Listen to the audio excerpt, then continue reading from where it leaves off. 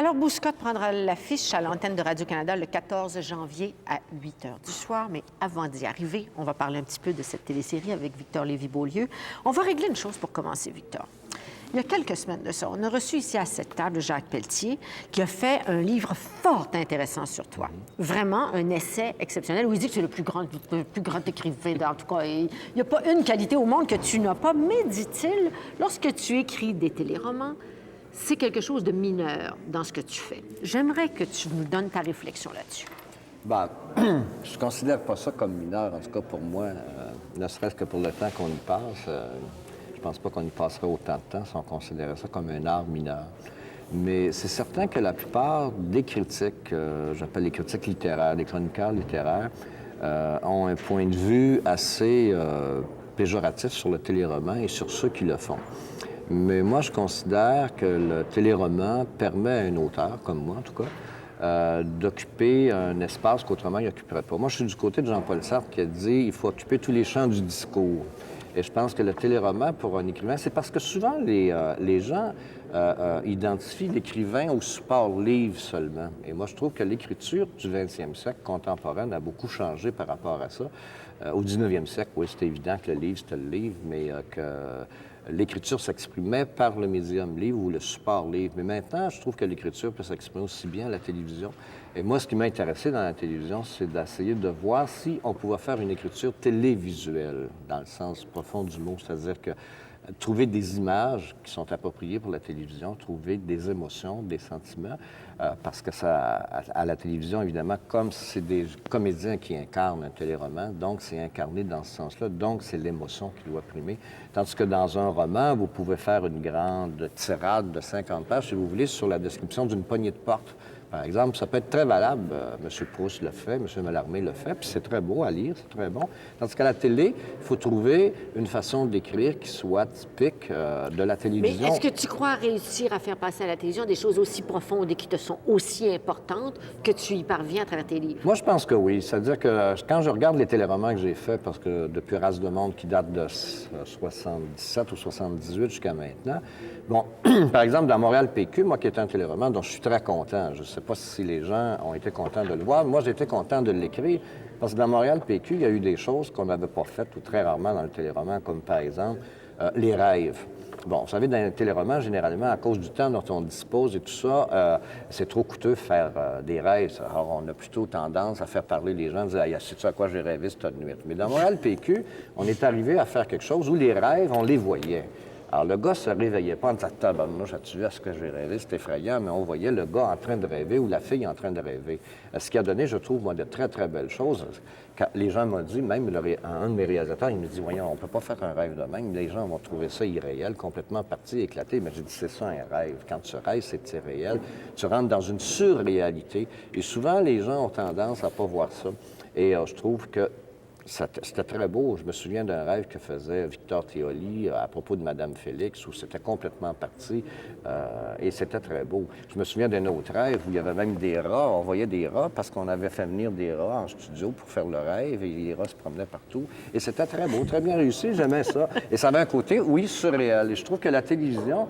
Le problème maintenant, c'est évidemment, on dit toujours avec les compressions, les coupures, on n'a plus les moyens de faire toutes ces choses-là. Mais je pense qu'il y aurait moyen de faire une télévision, un téléroman qui serait tout à fait actuel, qui parlerait en même temps et du quotidien et de plus que le quotidien, et qui aurait ses images propres. Mais avec les coupures, on a tendance à revenir au téléroman tel qu'il existait dans les années 50, comme avec La Famille Plouffe. Je trouve qu'il est dommage. Et je pense qu'il y a moyen de faire autre chose, de très vivant. Tu viens de parler de Montréal PQ. On ne peut pas s'empêcher de faire un lien avec une amie qui t'est chère, Mme Lise Payette, qui, elle, voyait un rôle social au téléroman où elle disait qu'il y avait l'éducation des gens à faire à travers le téléroman. Toi, tu es quelqu'un qui te préoccupe aussi beaucoup du rôle social de l'écrivain, mais je pense que ta réflexion irait dans un autre sens. Oui, mais moi, je trouve que oui, le rôle social de l'écrivain est important dans le téléroman, mais son rôle lyrique l'est autant dans le sens... je dirais, global ou profond du terme. C'est-à-dire qu'il faut que la télévision, pour moi, au niveau de l'écriture et de la gestuelle et de la façon que c'est fait, qu'il y ait une musique qui soit propre au téléroman ou à ce médium-là en particulier. Et de sorte que pour moi, c'est très lié. C'est-à-dire que, comme dirait Raoul Duguay, pour moi, le sens et le son, et le son et le sens. Et souvent, je trouve qu'on néglige ça dans les téléromans. Pour moi, le téléroman, ça doit être une écriture d'abord, auquel s'ajoute évidemment l'écriture des comédiens ou la lecture des comédiens, si vous voulez. Bon, Bouscotte. Arrivons-y. Moi, j'ai eu le privilège de voir la première heure et je me suis réjouie vraiment à chaque minute où on découvre des personnages absolument étonnants. Une forgeronne. On va parler de quelques personnages. Celui de Jean-Louis Millette, celui de la forgeronne, celui de la fêlée du chaudron un peu, parce que c'est un personnage qu'on retrouve souvent dans ce que tu fais. Alors, commençons par la forgeronne. Ouais, la forgeronne, c'est-à-dire que, bon, par exemple, j'ai dit, ben il y a des femmes, il y a beaucoup de femmes maintenant qui font ce qu'on appelait avant des métiers d'hommes, puis qui le font très bien. Bon, il y a des femmes chauffeurs de taxi, il y a des femmes chauffeurs d'autobus, il y a des femmes qui font toutes sortes de jobs comme ça. Et puis, j'ai imaginé dans mon téléroman une fille qui, elle, est costaude, forte, qui n'a pas peur des hommes de ce point de vue-là parce qu'elle est capable de les planter n'importe quel temps, et qui a décidé, elle, d'être forgeronne parce que c'est ça qu'elle aime faire dans la vie. Bon, elle aime ça travailler avec les outils de fer, avec le fer, l'acier, tout ça, tordre ça, brûler ça, y arranger ça. Puis elle fait de la sculpture aussi. Elle forge des golems, des créatures un peu bizarroïdes. Et puis elle n'a pas de problème avec ça. C'est-à-dire que souvent, les femmes fortes ont tendance à se culpabiliser parce qu'elles sont fortes. Elles sont fortes physiquement, mentalement, puis ça les culpabilise. Mais elle assume ça, sa force. Et d'une façon assez, je trouve, souveraine. Elle tire du poignet. Oui, elle tire du poignet. Du poignet gauche. Oui. Et puis, d'ailleurs, hier soir, on avait notre petit party pour Bouscotte, et puis Nancy Gauthier, qui joue la forgeronne, me disait, la dernière fois que j'ai tiré au poignet, c'était en Afrique, il y a 5 ans, il y avait un musulman qui me disait « Ah, les femmes, c'est faible, les femmes, c'est des deux de pique, si je peux dire. » Elle dit « Ben, amène-toi ça, tu vas te montrer ça, moi. » Elle dit « Devant un paquet d'autres femmes musulmanes, je l'ai cassé au poignet et j'étais très applaudi parce que ce gars-là, après, il voulait me marier parce qu'il avait tout ça. » Donc, ce personnage-là, oui, je l'aime bien gros parce que c'est un personnage pas courant, c'est sûr, mais qui est très forte et qui l'assume et qui fait des tournois de poignet où elle les casse. D'ailleurs, il y a une Québécoise qui est championne mondiale du tir au poignet. Alors, ça existe. Avant de parler des autres personnages, une chose fait nouveau dans ce que tu écris, tu as des femmes, des personnages de femmes très, très forts là, dans ce téléroman. Ouais, On pense à la femme d'Antoine. La femme d'Antoine Léonie. La mère n'est pas morte, là, puis elle n'est pas en voyage. Elle Souvent, est là. dans mes autres téléromans, c'est ça, l'image de la femme n'existe pas parce que la plupart des téléromans que j'ai écrits, les femmes étaient mortes. Bon, il n'y a qu'une exception, c'est Madame Félix. Quel problème as-tu avec les personnages de femmes? J'en ai pas vraiment parce que je trouve que, curieusement, dans les téléromans que j'ai écrits, dans la plupart des téléromans écrits, j'ai écrit des beaux personnages de femmes, comme par exemple le personnage de Mme Félix dans Montréal PQ, je trouve que c'est un beau personnage de femme. C'est une femme forte aussi, c'est elle qui menait tout et qui...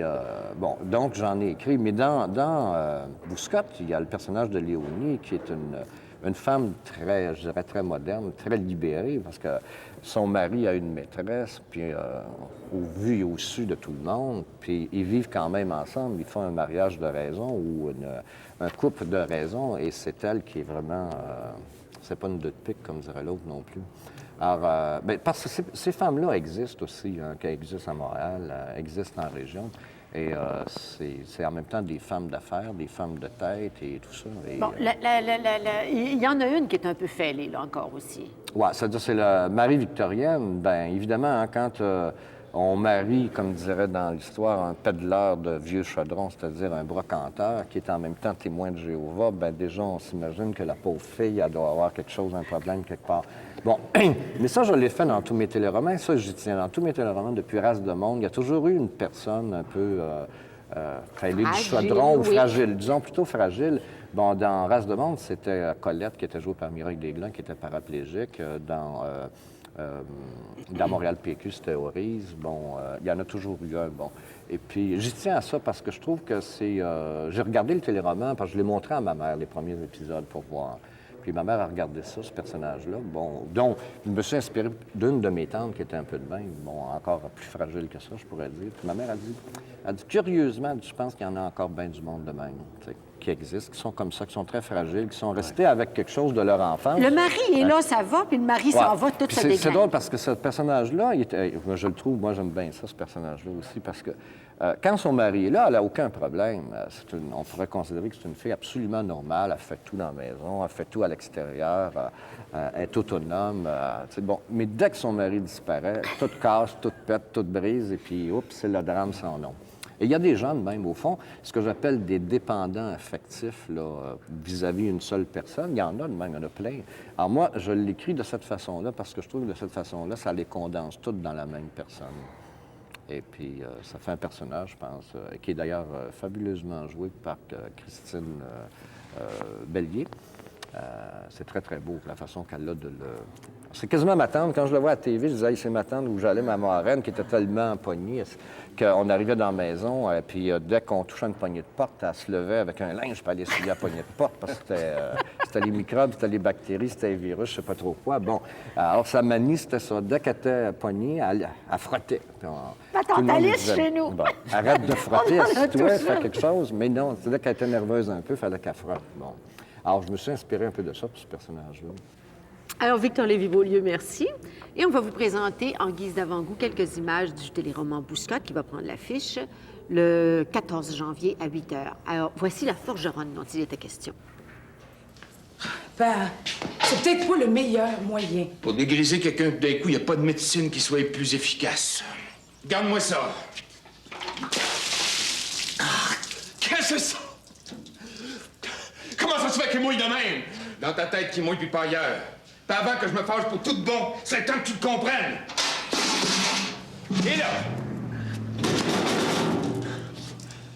Me semble bien que c'est encore ça que je verrai un matin. Viens dans la maison, faut que tu te changes. Tu devrais changer le père à la place, ça serait de meilleur profit. Viens-t'en.